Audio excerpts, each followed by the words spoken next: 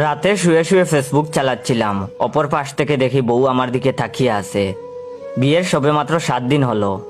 বউকে বললাম, তুমিও কি ফেসবুক চালাও? বউ বলল, হ্যাঁ, অনেক আগে থেকেই চালাই। তখন আমি আমার ফোনটা তার হাতে দিয়ে বললাম, তোমার আইডি সার্চ দিয়ে বের করো, দুজনে ফ্রেন্ড হই, তারপর গট এ ম্যারিড স্ট্যাটাস দেই। ওরে সর্বনাশ! ফ্রেন্ড হতে গিয়ে দেখি আমরা 2015 সাল থেকে একে অপরের ফ্রেন্ড লিস্টে আছি। এ দেখে বউ আমার দিকে, আমি বউয়ের দিকে অবাক দৃষ্টিতে তাকিয়ে আছি। আমি বললাম, যাই হোক, বাদ দাও, মাঝে মাঝে হয় এরকম। অথচ বাসর রাতে তার কাছে কত ভালোই না সাজলাম, ইমেজটাই নষ্ট হয়ে গেল। আর রিলেশনশিপ স্ট্যাটাস দেওয়া হলো না। বউয়ের মনটা কেমন জানি খারাপ হয়ে গেল, জানি না কেন।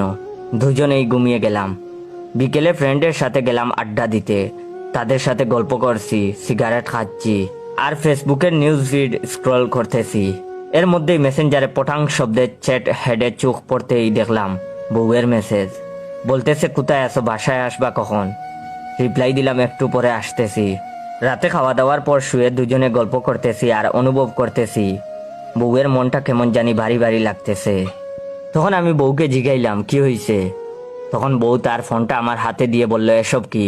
ফোনটা হাতে নিয়ে দেখি টিনের চালে কাক। আমি তো অবাক। 2015